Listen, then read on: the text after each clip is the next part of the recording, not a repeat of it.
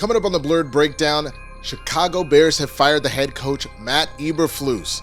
Shang-Chi star Simu Liu likes a comment criticizing Marvel Studios' lack of progress on the sequel. Superman director James Gunn sets the record straight on rumors the studio is unhappy with the trailer. We've got another installment of Diddy or Didn't. Diddy is being sued yet again for another alleged assault. Cynthia Erivo says Wicked fans should be singing along in the theaters. And Lil Wayne is gearing up for rap war with Kendrick. It's on and cracking, y'all, on another episode of Blerd Breakdown. Let's get it.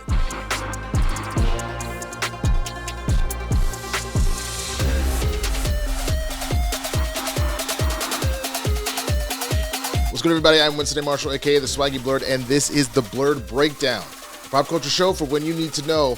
See what happened was. If this is your first time here, please be sure to hit that subscribe button, hit the notification bell, and throw a like on this video, man. Get in the comment section. Let me know which of these stories is speaking to you. All of them, none of them. Let me know what the deal is.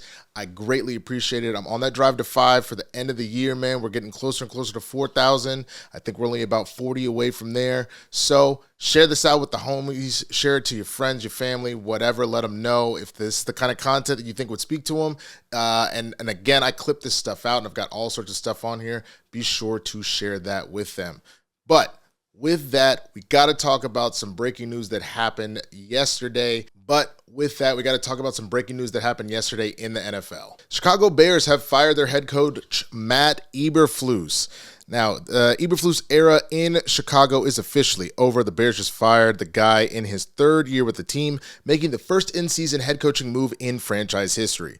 The news broke on Friday, less than 24 hours after the Bears' sixth straight loss at the hands of the Detroit Lions on Thanksgiving Day, a result that was met with heavy criticism. With possession of the ball and down 23-20 in the final minute of the game, Eberflus elected not to use a timeout to stop the clock, and Chicago's late push-up came short. Hours before reports of his termination, Eberflus seemed confident he'd be back on the sidelines against the San Francisco 49ers next weekend, but that wasn't the case.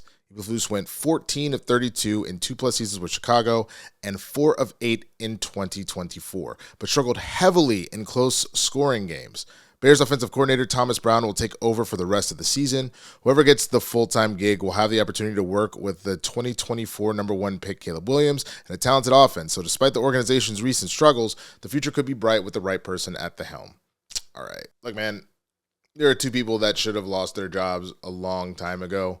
And that's Matt Eberflus and Mike McCarthy. Let's just keep it a buck, man. Eberflus did not do a good job prior with Justin Fields and everything else like that. And then the idea was, okay, you bring in Caleb, you're going to turn it all around. And he didn't. If anything, he did a very piss-poor job of maturing Caleb to be an NFL quarterback. There's things that coaches and mentors need to do for that player to take that next step from college to the pros. And Caleb has a lot of intangibles that work. You see it out there that there are things that are just coming to him naturally. However, he's a rookie and it shows, and he makes a lot of mistakes and things like that. And that's the type of stuff that a quality coach, a quality head coach will be able to get out of him. And if not him personally, hires the right staff to make sure that happens. So I think the thing that was just really disappointing with this entire situation is that Caleb really has generational talent. When you just look at what he's been able to do while he was in school, you look at, all of the tape of him coming up, but he is not playing like it. And Caleb needs to take some of that blame. Like, let's keep it real. You're the player, so you playing shittily is your fault. But at the same time, this is the same result that we had last year with Eberflus and the year before that. Justin would have these brilliant plays here and there, but that seemed more out of Justin, not because, Eberflus did something to make him that good. And then there are still shortcomings with Fields, and I think that he is learning how to resolve all of that by playing behind Russell Wilson and playing for Tomlin. And you see that in that he was winning those games, but there was clearly a limitation of what he had learned so far, whether or not that's his talent period or just where he has developed just in those short few months with Pittsburgh. But long story short, he is growing because the right people are helping him grow. I do not think Eberflus can do that for this team. DJ Moore has a terrible attitude at this particular point. I love DJ Moore. I think he's super talented. I loved him on Hard Knocks where he seemed like such a nice, personable guy, but he's clearly done with the situation. I don't think he's necessarily ready to leave Chicago, but he's done whatever this is. Caleb, again, is having stunted growth, things like that. And a lot of people were talking about that game on Thanksgiving. It seemed like the hustle was just kind of gone from the team. It's just not there. The heart is gone, period. I think the thing that's frustrating looking at it with Mike McCarthy, because I'm saying that's another person that should have lost their job by now. It felt like throughout the year that people were not really playing for Mike. This last two games, both in Washington and then the Thanksgiving game, felt like the team got a little bit of fire back, and it actually scares me that Mike McCarthy might end up keeping his job over this. And I don't think Mike McCarthy is a bad guy, but I think that he is clearly not the one to get the Cowboys over the hump. He's good enough to get them to have a winning season, but he's not good enough to get them more than a playoff win. On top of the fact that the truth of the matter is, somebody has to be able to shut Jerry Jones up, and Mike McCarthy is one of the good old boys that Jerry likes to have around, that Jerry gets to fully call the shots. He doesn't expect any pushback from anybody. They do what he says. They just kind of, like, even if Jerry says something wild, they're just like, oh, okay, well, yeah, well, things, but, we're doing well. We're doing fine. Like, that's the problem. Jerry wants such complete control that is why, as someone like Jason Garrett, who was there as long as he was just like, well, I have my job and I'm going to do my thing. But you need the edge of a Tomlin, of a Belichick, of a Pete Carroll, numbers of coach Andy Reid, the coaches that are like, no, I'm running the show. You own the team. Hell, in this case, you're the GM. That's fine. But I need you to leave me out of this, and you need to let me do my goddamn job. Okay? And that is the type of coach that both Dallas and Chicago needs if they're going to get out of this slump. And I would argue that you've got a little bit more hope technically with Chicago just based off of the young talent on that offense, that as long as everybody kind of stays and you get the right person calling the plays there, they could be really deadly. Honestly, Dallas can do that too, but as much as I feel like both of these teams are dysfunctional, I find that the Cowboys tend to be more dysfunctional because I also, as I have said multiple times on this show, you can go back and watch the other clips, I really think something is wrong with Jerry Jones at this point, that maybe dementia is setting in, or maybe he's, really stressed out, or whatever it is. I would chalk it up to old age, but whatever it is, something is off, and it is affecting decisions on the team, on signings, on media interviews, all that stuff. So circling back to Eberflus, look, I don't like seeing people, just as people, lose their jobs. But you clearly were not a good head coach, at least for this team. Maybe you'll get another opportunity in another city like that. I'm sure he will at least be able to be a coordinator again somewhere else. But this ain't it. This ain't it.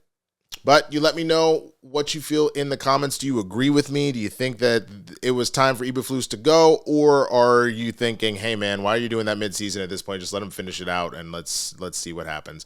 Let me know what you think down in the comments. Let's go to the next story. Shang-Chi star Simu Liu likes a comment criticizing Marvel Studios' lack of progress on the sequel. This is Josh Wilding from Comic Book Movie reporting. Despite being released when moviegoers were still wary about heading into theaters, Shang-Chi and the Legend of the Ten Rings still grossed an impressive $432.2 million in 2021. 3 years on, we're still waiting to see Shang-Chi in action again. There was a period when it looked like the character would be the central focus of the multiversal saga, as he was reportedly being lined up to take center stage in Shang-Chi and the Wreckage of Time. A movie was expected Marvel Studios to announce at 2022's San Diego Comic-Con, and Avengers: The Kang Dynasty. Plans have since changed, and Shang-Chi's rings likely no longer have ties to Kang. Still, that's an easy retcon when they hail from the Kakaranthara, the home of Fin Fang Foom in the comics. Rumor has it Shang-Chi will be a central character in Avengers Doomsday, though work on the sequel has completely stalled now. Filmmaker Destin Daniel Cretton has moved on to Spider-Man 4. That's not coming out until 2026, so there's no way Shang-Chi 2 is getting here before 2028 or 2029, assuming he still plans to direct. Today, Simu Liu is receiving quite a bit of attention on social media for liking a comment from a fan who expressed frustration at the lack of progress on the follow-up. You see here that Simu Liu liked this TikTok comment calling out Marvel Studios for not making a Shang-Chi 2 sooner.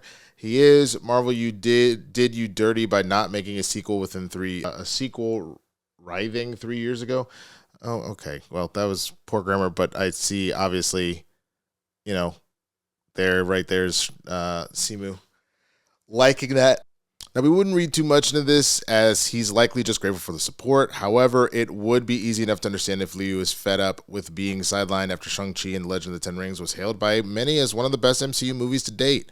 It's unfortunate, but Marvel Studios' pivot away from Kang is likely why Shang-Chi is on ice. Both the Ten Rings and Miss Marvel's bangles were expected to have ties to the villain, with Ant-Man and the Wasp: Quantumania making use of ring imagery for the Conqueror's time travel technology in the quantum realm. With any luck, Doomsday and Avengers Secret Wars can put the spotlight back on the master of martial arts. Oh man, I don't know, to be honest. Liu said earlier this year after being asked when Shang-Chi is likely to make his MCU return. I mean, those things are so far above my pay grade. I just want to continue to be a fan of it. You know, when I get a call like, hey, this is what you're in, and this is where you're going to show up, and this is when you're going to be needed to be blacked out for. That's kind of generally what tends to happen. But, you know, Destin is such a special filmmaker, and we're very happy to have him on the sequel. So he'll be working on that, and we're really excited to see what he comes up with. I think he's going to do a brilliant job. There's a lot of ideas that we had in the opener, and some of those ideas are planted as questions by the end of our movie. There are things that we potentially want to explore in the future, the Barbie star continued. Everything changes so much, so it's hard to say how many of those ideas will actually make it to the finish line, but there are many of them there. Oh, right. Yeah, man, I don't get it. I understand that you had a situation where since you got rid of Kang and all that, and you were moving in that direction, that you kind of feel like you needed to reshape how this is going to work, but I don't think it was smart to bench essentially one of the more successful characters and or budding movie franchises in the MCU, you know, just because you are doing some weird pivot one way or the other. Now, mind you, the ship needed to be righted, but this is one of the few things that actually worked. I don't understand why you don't take the thing that works and run with it. Now, I understand that you decided you needed Destin on both Spider-Man and on Doomsday, but I gotta feel like you gotta strike while the iron's hot. You're gonna get to a point where nobody's gonna necessarily care if you wait too long, which is kind of crazy. On top of the fact that, like, you have Simu in a role that requires so much action, and in a lot of ways more so than some of the other heroes, because a lot of the other heroes are very green screened up. It's not to say that if you wait for a little bit that Simu's just going to magically just be hella old, but you are wasting prime years of him being in this age, his body at his peak, all that kind of stuff. Obviously you'll pay him to stay in shape, but there's a reason why you sign actors in their mid-20s to mid-30s to take these roles on for like a decade. It's because that is prime real estate to have them either partaking in the action themselves or at least looking the part that makes sense. Once he starts to get into his 40s and 50s, he can still do plenty of martial arts films. I mean, look at Jet Li, look at Jackie Chan, Chow Yun-fat. There's plenty of older martial artists that are still making good movies and all that kind of stuff. But the idea of playing the superhero and the superhero being in their prime, that will eventually go away. Now, again, Black Don't Crack, Yellow Don't Mellow, all that kind of stuff. Simu's got plenty of years as far as the look of it. But again, you are just wasting time.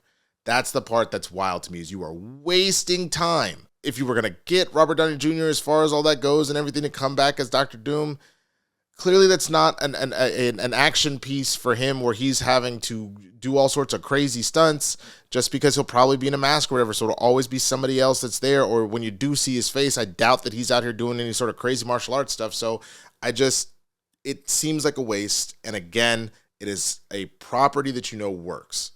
It is something that was unique and special, and it works. So to be taking this long just seems like a massive mistake. But that's me. Do you agree with that? Or you're like, no, let them cook. Clearly they want to take their time with it. They'll do something around. They'll swing back around. Leave it alone. Let me know what you think in the comments, man. Let's go to our next one. Superman director James Gunn is setting the record straight on rumors the studio is unhappy with the trailer. Now, this is coming from Josh Wilding and Comic Book Movie, and I actually reported on this yesterday on yesterday's Blerd Breakdown. Yesterday, writer, columnist, filmmaker Dan Marcus claimed to have learned that there's an enormous pressure from Warner Brothers for the Superman teaser trailer to be received well. He claimed that multiple versions have been presented to the studio only for them to be left wanting more.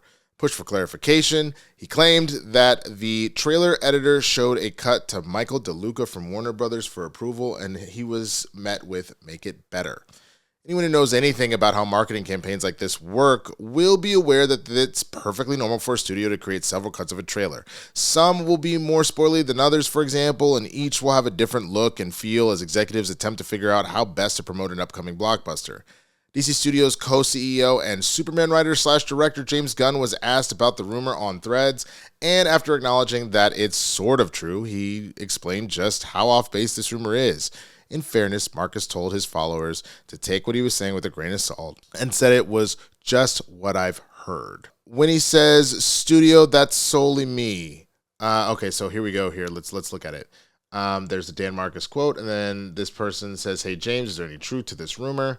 And James Gunn says, "Well, sort of, but when he says studio, that's solely me. As the only studio involved in cutting or anything to do with the trailer's DC Studios, i.e. me and Peter, and I'm the creatively demanding one, this is the exact same rigorous process I've gone through cutting every Guardian trailer, pushing the marketing folks as hard as I can and cutting and recutting until I think we have something worthy of the film itself. All that said, my notes are a lot more specific than make it better." Someone says, "Make it way better? Why half measures? Way better." Somebody then follows up, "Do you guys already have your posters that you know are going to be the official ones you're going to release for the film, or is that decided till later? I imagine there's been ideas and concepts thrown around for a while, but I wonder if you have anything concrete ready to go." "Some are done, yes," said Gunn. Based on the filmmaker's comments, it's fair to say Marcus either got the wrong end of the stick or was making an educated guess. As Gunn has repeatedly said, DC Studios is its own entity. The source of this rumor also incorrectly stated that they have no marketing team, so any suggestion that there's unhappiness from the studio is, well, nonsense. You can read Gunn's comments along with an update on the plans for the Superman posters in the Threads post I just showed you. All right. Look, man, I want to say that I said rumors and allegedly yesterday, and again, I was just reading the story that was on there, but, I do want to apologize for anybody that may have felt misled. I do appreciate the clarification from James Gunn about what's going on here. I find it very funny because we were talking about this on Capes and Cals, this idea of we are living in this, society now where rumors of things, whether it be movies, TV shows, sports, music, politics, whatever, kind of takes the cake on here. And mind you, there's some stuff that I'm going to cover in a second that is also kind of in that realm. But the reason why is people really care about this stuff. They care about their teams. They care about the art, the music they listen to, the movies and shows they watch. People want to know about this stuff, and we live in as soon as somebody hears it, you say it. I think what's important, though, is to just really make sure that you're putting forth the idea, rumor has it, allegedly, word on the street, not to be this is what's happening one way or the other. I said that yesterday with it, that if there is really an issue with the trailer because of what Superman means to Warner Brothers, I am insanely nervous, but I followed it up with saying I trust James Gunn. And so that being said, I again trust James Gunn, and I think that the biggest thing, you can have your reservations one way or the other, but you gotta hang in there for any of these projects until we actually see what they are. Until we see what's going on with Brave New World or with this or anything else, we kind of have to hold our judgment there. It doesn't mean I'm not scared or nervous, but I got to understand. I think the main thing, I've said this a couple times before, my first tattoo is of the Triforce, but it is not fully filled in. It's pixelated, and each of them kind of look like Wind Waker for those that have played it, where it's chunks of each of the Triforces. It was just Courage in the game, but I have it of all three. For me, it's supposed to be a symbol for the Serenity Prayer. For those that aren't familiar with the Serenity Prayer, it goes, "God, grant me the serenity to accept the things I cannot change, the courage to change the things I can, and the wisdom to know the difference. I am not an alcoholic. I've never been in AA or anything like that, but I have heard that prayer before from folks in my life that are, and I always thought that it was such a wise thought process to have, to acknowledge the things you cannot change. I can't do anything to change Superman. I can't do anything to change Brave New World. There are pieces of media that are important to me and I hope are very, very good, but I can't do anything about it. So I can express my opinion, I can feel some type of way about it, and then I got to keep it pushing. And that's really what it feels like with this. Again, I hear these things because what I do with this show and on Capes and Cows, I'm going to give my opinion of what I think on it. But I'm not going to stress out about it. It's not my job to stress out about it. That's on James Gunn. That's on that cast and that crew to stress out and make it the best thing that they possibly could. What's on me is to bring you the best show I can here, to do my best work when I'm out there acting, to do my best work as a writer, as a comedian. Those are the things to like worry about one way or the other. So again, like I said, am I nervous? Yes, I am. But I can't do anything about it. So I just have to have the serenity to accept that. Period. And so until then, I trust James Gunn. I will wait and see what happens. I apologize for even bringing this nonsense up in the first place, but it was something to report because it's being talked about. So there you have it. Tell me what you think down in the comments, man, about the whole rumor mill side of the world now and how things go. If hearing that from Gunn puts you at ease, you go, nah, man, that's the problem with having somebody at the tippity top doing all the things. They might think their shit don't stink. Let me know what you think down in the comments. Let's go to another installment of Diddy or Didn't He? All right, this is another installment of Diddy or Didn't He? This is the segment in which I talk about the various cases and lawsuits that Sean Diddy Combs is involved in. Obviously, as y'all remember, he was arrested a few months back and is being put on RICO and sex trafficking charges. In this particular story, he is now being sued for more alleged SA. This is coming from TMZ. Diddy's being sued for more alleged SA, with the alleged victims claiming they were drugged, but he's denying it all. Tony Busby, the Texas attorney representing more than 120 alleged Diddy victims, just filed 5 new lawsuits against the Bad Boy Records founder.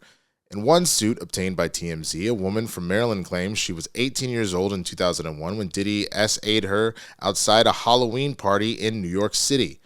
The woman who is suing Diddy as a Jane Doe claims one of Diddy's security guards escorted her to a black SUV limousine where Diddy was waiting with 6 members of his security team. She claims someone handed her a drink, which made her feel dizzy after consumption, and says Diddy forced her to perform oral sex on each of the men in the limo and ultimately himself.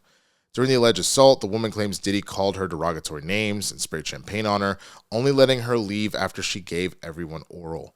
In another suit obtained by TMZ, a man from Florida claims one of Diddy's associates invited him to an after-party at a residence in Miami, where he says other notable figures were having a good time.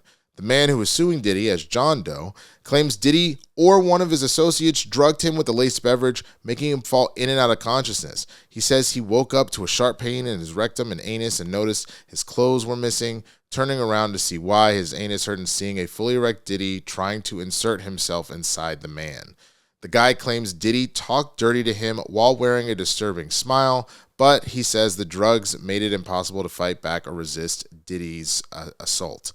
He says he woke up naked in the same room the next day, was given his clothes, and was escorted out of the home to be dropped off at the nightclub where the night began. The accusers are going after Diddy for damages. Diddy's attorneys tell TMZ Busby's barrage of lawsuits are shameless, publicity stunts designed to extract payments, and Diddy never SA'd or trafficked anyone. All right. I've said this after every Diddy or Didn't He. Obviously, all of this is alleged. We're waiting for all of these court cases to happen, but I keep talking about it just because this is a pretty major thing that's being said out here, and it is something that people should be paying attention to, and hearing everything that's kind of going on one way or the other. It's a situation where it needs to play out in court and things need to be settled in court and all that kind of stuff.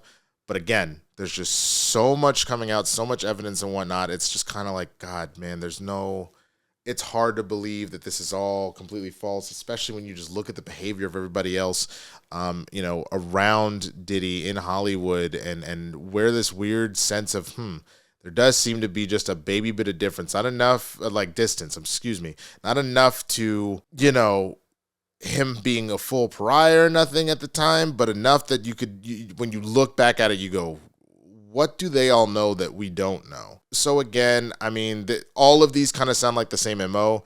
Is there a possibility that Tony Busby is just a scumbag and making some of this stuff up with people? Yeah, that's definitely a possibility. Like, anytime you see somebody kind of jumping into this, Tony doesn't give off this vibe of like, man, what a good guy. Like, if this was all whatever, I would make the argument that he would either be taking what I would assume is a negligible to nothing cut, or he'd be donating a large amount of the stuff that he's earning to, victims of SA or things like that. That would be a sign of good faith that like all of this isn't one way or the other. But at the same time, it's America. He's a lawyer. He's doing his job. He deserves to get paid if he ends up winning off of this stuff. But again, 120 is one of those things where it's like, I both believe the number based off all the things that are being said about Diddy, but I understand the idea of this being kind of like, whoa. But either way, man, I genuinely hope, because we talked about the last time I talked about Diddy, I was talking about how he was denied bail. And, a lot of that was tied to the fact that, like, he was using other people in the prison's phone cards to make calls to unauthorized folks to, talk to his son, supposedly to witness tamper, allegedly, and things like that. Those are not the actions of an innocent man. They're not. So again, this needs to play out in the court, man, but Jesus Christ, oh God. Well, let me know what you think about this latest set of lawsuits, and let me know what you think in general about the Diddy or Diddy stuff that's going on. If you've been here before, then you know that there actually is a playlist of all of the stories I've covered on Diddy or Diddy, and it covers everything, man. The arrest, baby oil, all of the various civil lawsuits that are happening, as well as his criminal case, which is supposed to start in May of next year. So check out that playlist. You can get all of that. And again, get in the comments. Let me know what you think about the whole thing. Let's go on to our next one. Cynthia Erivo is back in the news when she was saying that Wicked fans should sing along in movie theaters. It's time for everyone else to join in. Now, this is from William Earl at Variety. Wicked star Cynthia Erivo has weighed in on an internet debate about audience conduct. Should fans sing along to the film's classic show tunes while seeing it in the movie theater? Erivo, who plays Elphaba, gave the okay to fans who were moved to sing along during the interview at Thursday's Macy's Thanksgiving Day Parade broadcast on NBC. She was asked by Hoda Cobb if it was okay to sing along in the theater since so many fans were doing it. To which Erivo answered, "Good, I'm okay with it. We spent this long singing it ourselves. It's time for everyone else to join in. It's wonderful." Erivo joins Dwayne Johnson as the latest celeb who encouraged fans to sing along at a musical in a movie theater, with Johnson saying on the carpet of the animated musical Moana 2 that fans should sing. You paid your hard-earned money for a ticket, and you've gone into a musical, and you're into it. Sing. Audience singing at Wicked has sparked online debate as some ticket buyers only care to hear the professionals in the film. AMC Theater spokesperson Ryan Noonan recently gave an interview where he explained why the chain asked audiences not to sing, saying AMC has a long-standing policy that prohibits disruptive behavior. The Wicked pre-show spot, which includes no singing, incorporates the themes of the film as fun, engaging reminders to moviegoers not to disrupt the experience for those around them as they enjoy the show. Fans only need to wait a few weeks to wobble along with Erivo and Ariana Grande's interactive sing-along screenings of the film, which are set to premiere on Christmas Day. These showtimes will be set at roughly 1,000 North American cinemas. Sing-along isn't the only conduct at Wicked screenings, though, that are caused for debate. Certain fans have taken to filming portions of the movie on their phone and posting them online, which is not only disruptive to other filmgoers, but it's also illegal. Erivo started the interview by pressing Cobb with a bouquet as the longtime Today host, presenting her with a bouquet as the longtime Today host is set to depart the show in January, and this is her final time presenting the Thanksgiving Day Parade. God, I fucking hate this, man. I hate it. We already have an issue where people do not really respect folks in public spaces. This has been a thing for a minute. It got exponentially worse, both with the idea of social media pranks then into the pandemic, and then this battle about masks and all that kind of stuff. And once we got back out, since we were in our homes for so long, people don't have agency. They have no like awareness of the folks around them whatsoever, of other people's personal space, of the fact that you were in a public place. And so there is a certain level of like, look, you go to a football game, that makes sense. You're encouraged to cheer and be loud because of that. You know what I'm saying? That makes sense. A movie theater is a place for people to go and watch a movie. So the occasional gasp or laugh or anything and like else like that makes sense. But singing along to the movie, unless you rented the movie out with your fucking friends, unless it's a kid's movie, which a kid's movie is going to naturally do that because kids just be talking, though you should still try and hang that in. Or, as what should happen, if they are musicals, you should have them regular showings, and the same way you have IMAX shit or whatever else, or you want to show it in black and white just because of the artistic version of it, have a goddamn sing-along version. That makes logical sense. You know what I'm saying? Like was mentioned by The Rock, you paid your hard-earned money. And because of that, I didn't come out here necessarily because I'm trying to hear, Sydney over here, she loves Wicked, just has to defy gravity. Bitch, I didn't come here for that. I came here to see the people paid millions of dollars to sing that shit. Let them sing it. And if you want to sing it, come back to the sing-along or wait till that shit's on streaming and sing to your heart's content at fucking home. You were in a public place, and we have decided as a society that is what you're supposed. In that, the rare exceptions, and I've talked about this on Capes and Cows and other places, man. There are certain theaters that you just understand that is the culture of that theater. So there is a black theater here in LA, man. I love going to over at Baldwin Hills. That theater has been around for a while. It used to be the Magic Johnson theaters. When I tell you, just niggas be in there just doing their thing. It is what it is, and it's part of the experience for that particular theater. When I say that, I was there for Get Out. Hella blackety black theater. Is made like 99% black people in that movie theater at the time, right? And you had a situation where, like, for y'all, spoiler alert for Get Out, the movie's been out forever now. When Daniel Kaluuya is looking at the photos of all of the black people that have been kidnapped. So there's like, this woman was talking while the photos be looked at. Oh shit, she got Tyrone and Darrell and Jamal and LaQuisha. Bitch, you better get out. Like, just yelled in the middle of the theater. People were dying laughing. But again, that is genuinely understood in that theater. This idea of encouraging this at every movie theater to go see Wicked, just be singing and shit and Moana is genuinely offensive. And you want to call me an old fuddy-duddy if you fucking want to. I don't fucking care. I just think that it's absolutely ridiculous when there are ways to do that. And I would highly encourage, and I hope, that more of this idea of the sing-along version will come out. If you want to do it even earlier and not wait till Christmas, do either the first weekend, you could do none of that and then put it out the second weekend, or you could put it out the same day if you want to, and then you can go and decide. And then from that point forward, enforce that shit. If you're out here singing and shit in the middle of the movie theater and this is not the sing-along version, your ass can go. And you ain't getting your money back because the rules have been fucking set, man, and said. On top of that, the people that are pulling their phones out, that shit drives me crazy. I just went to a movie. I went to go see, God damn it, what did I see? It doesn't matter. Oh, Venom. I went to see Venom. This last one, The Last Dance. You guys have seen my review on here. If you haven't, check it out. It wasn't the best of movies, personally. I did not enjoy it. I liked the first two, honestly. I know Carnage is rough, but I enjoyed it for what it was. But there were things that were wrong with this one. You know what really made this movie bad for me, though?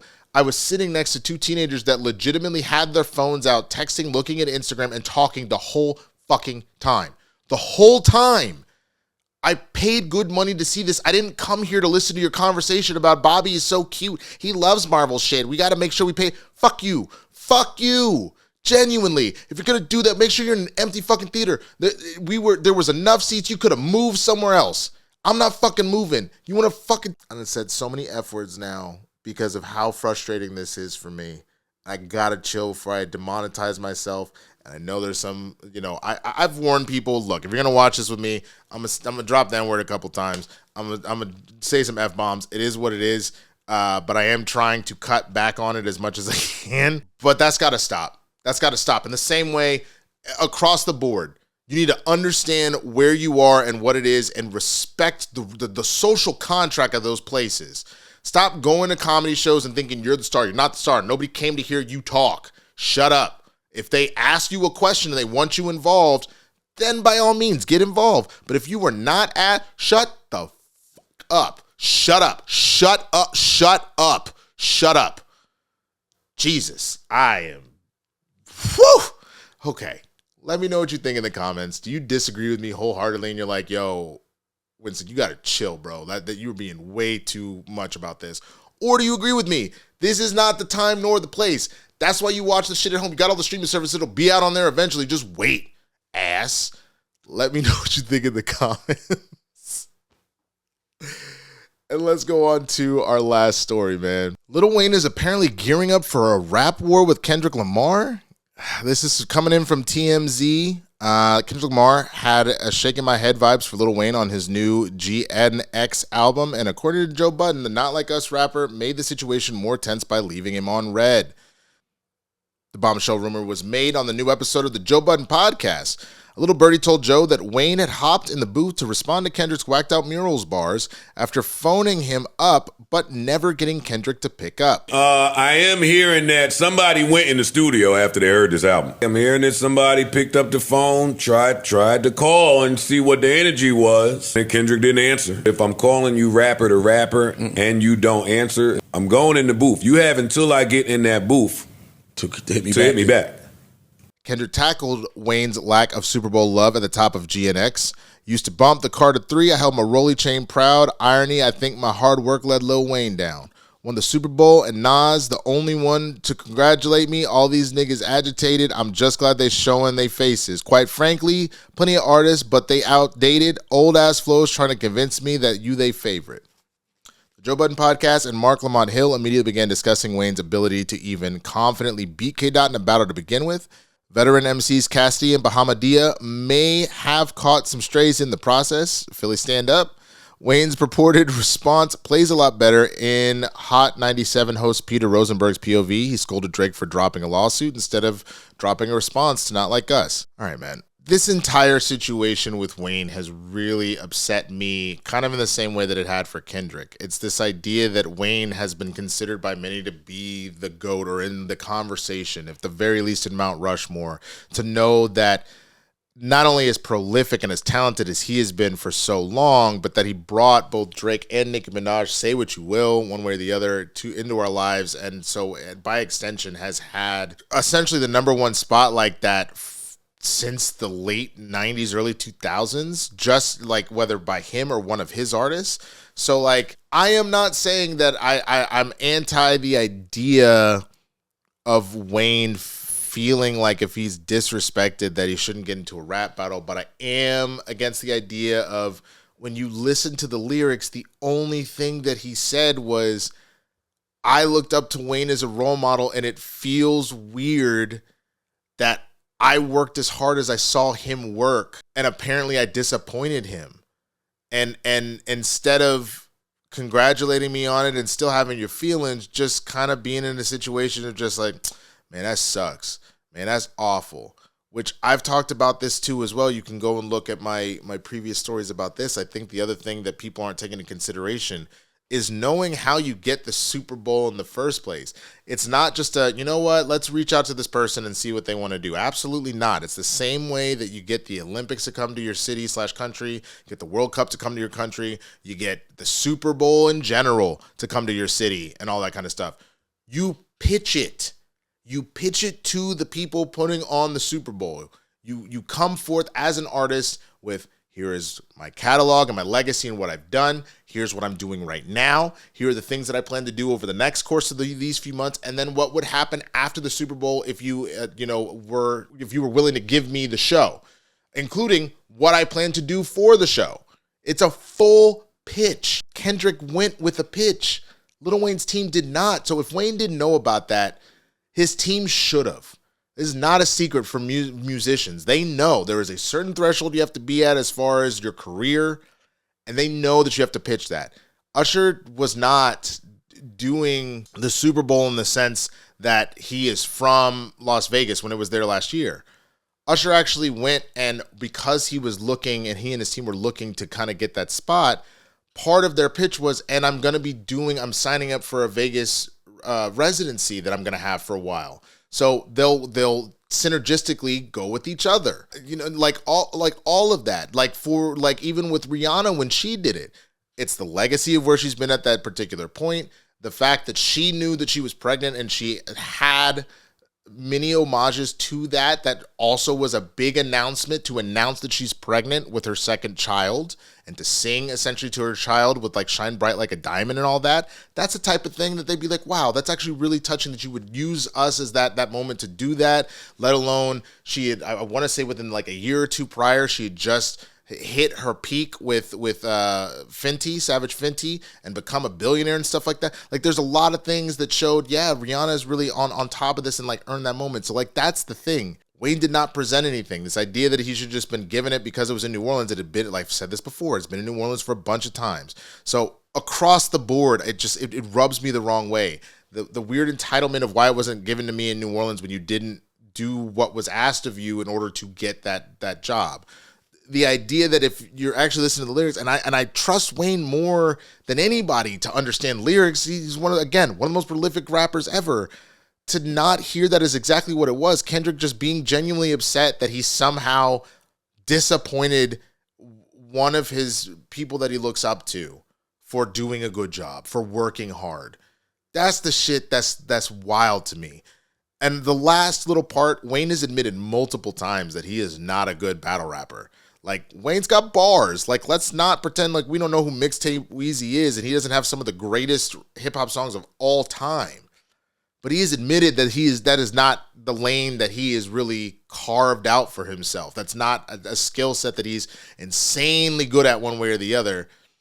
And we've seen him kind of lose a step in performance nowadays. Like the stuff that he's getting on, like recorded things on tracks, he's still got it. Let's not do that. But like live stuff, that's where it's kind of like, damn, okay. Kendrick is in his peak. Kendrick may have just had one of the greatest rap years ever between the beef that just happened and Not Like Us at the number one as long as it was.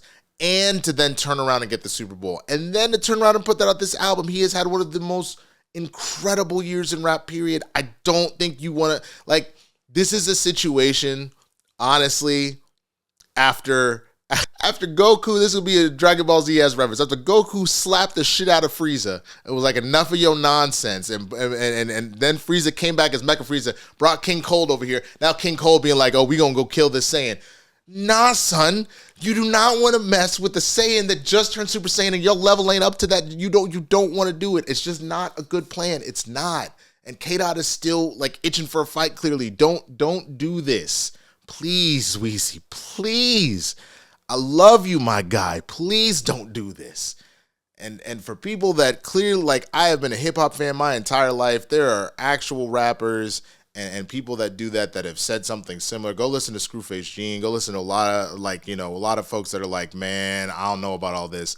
Let's not do this, please. Let's not do this. But tell me what you think. Let me know down in the comments if you agree that this is not a great plan. Or you're like, nah, I want to see it happen. I want to see this go. Who knows? Maybe Wayne has been holding something in this entire time and he's really going to go for it.